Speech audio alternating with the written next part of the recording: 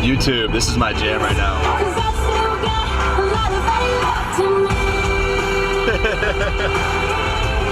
Charlie knows best. I said, Charlie, I've been listening to this song 150 times. You listen to every song like 150 times. I'm so notorious for listening to the same music over and over and over. I feel like that vibe, I just ride it. But we're heading up to see my homeboy Bryan today at Indy Spine and Rehab. He's gonna work on my groin and my knee. So my left groin has been beat up now for like 15, 16 weeks because I've just neglected to get it work done because I wasn't squatting nearly as much because I've transitioned more into strongman and I was able to get away with it without doing as much squats. So now it's finally to the point where it's like, okay, I need to get this thing fixed. It's not fixing itself. So I'm working with him on that. Also, I jammed up my knee, as you guys seen in this most recent YouTube video, which sucked. I was hardly able to walk Sunday, all beat up, but dude, I've been icing it, doing a lot of flexion and extension. So basically it's like doing standing leg curls, but doing sets like 40, like multiple times throughout the day. And it's feeling way better. Keeping ice on it every 30 minutes on, 30 minutes off in the evenings. So it's helped a lot. I'm hoping to go up now, and I really don't know what he's gonna do, but you guys are gonna see. Bryan's whole philosophy is catch and release. So basically what he's trying to say is like, he gets you, he fixes you, he gets rid of you. He doesn't want you to keep coming back, which is extremely honorable because that's how he gets paid. But I can really get down with somebody who's just trying to help athletes get better. So that's where we're going right now. Go up see Bryan. He's super jacked too, so it's cool when he's real into fitness as well, which makes it a lot of fun as well. So that's cool. See you guys there.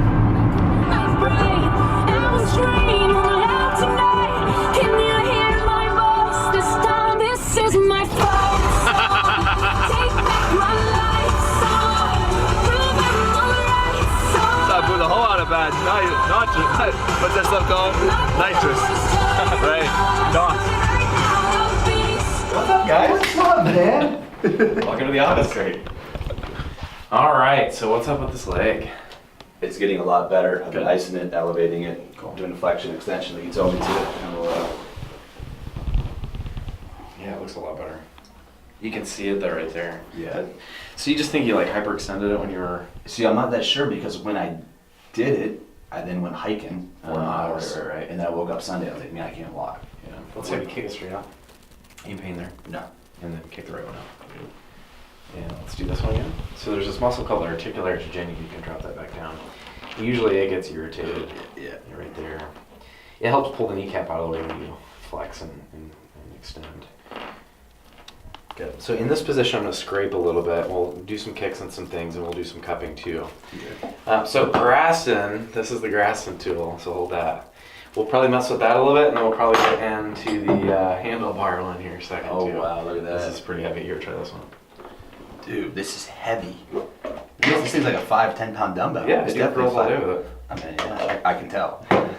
YouTube can definitely tell you do curls all day with your Graston tools. Curls are functional, right? So Graston is a brand of what we call instrument-assisted soft tissue manipulation or mobilization.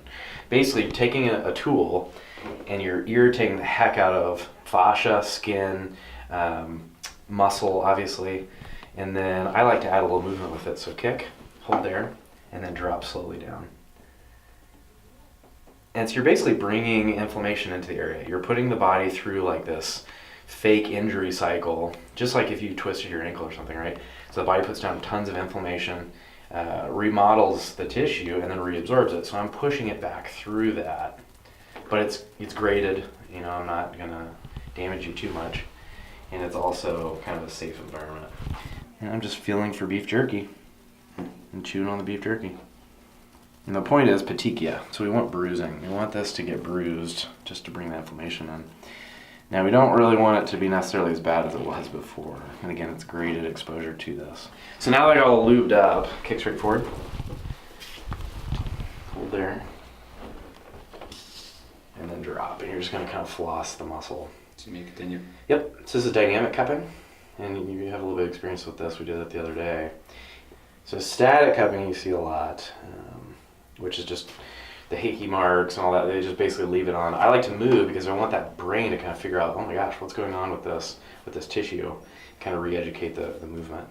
Yeah, my hips hold up. I mean, my hips are pretty strong because I always sumo deadlift, but they just typically get tight. You have like an extra 100 pounds, you think, when you do sumo versus traditional? Yeah. Right now, probably like 30 or 40 because I've been doing so much more conventional because you can't do sumo and strongman. Oh, It has to be conventional, so we started training a lot more. I started training sumo early in my powerlifting journey, so I was going to West Side Barbell, and that's all they really trained was sumo. A lot of guys train sumo, wide stance, box squats, so it just got it's all relative. We see a lot more lateral quad development with sumo and with like a wide squat. You do a lot of wide squat. Yeah. And so what happens, a lot of people come in and they say they have IT band issues. Have you ever heard IT band? Technically the IT band can get tight, so it's this fascial band from here to here. It's kind of like a piece of metal smashed up against the quad. So what happens is the quad actually gets stuck to the IT band. It's just sliding. It's all about sliding. And so there's no such thing as a tight IT band. There's tight TFL, tight lateral quad, and irritated muscle and tissue, and it sticks. I think I get that pretty often because if I'm standing straight and I bend my hips out, like bend my knees out, I feel a tight strain. Yep. So you're basically just like, there's a really good example where you take a band and you push your fist into the band. Only this is the band and the band doesn't stretch. So you're pushing against it and there's nowhere for the tissue to go. So oftentimes we'll get bursitis, we'll get this irritation right here, we'll get knee pain because there's limits to the tissue. So basically rolling that out is not practical, is what you're saying? Well, you can, because that'll modulate pain, right? So if you're rolling something, it's just like if I start smacking you really hard, you're like, oh, now this doesn't hurt as much. Your smacking hurts, the rolling hurts, the tissue doesn't. However, when I teach rolling, if you flex your quad, we hit the lateral piece of the quad. Okay. So we'll hit the angle. So that's what I'll teach on rolling is pinning and stretching. So rolling to find the spot, but again on the angle, and then pin it with the roller and then stretch. Gotcha.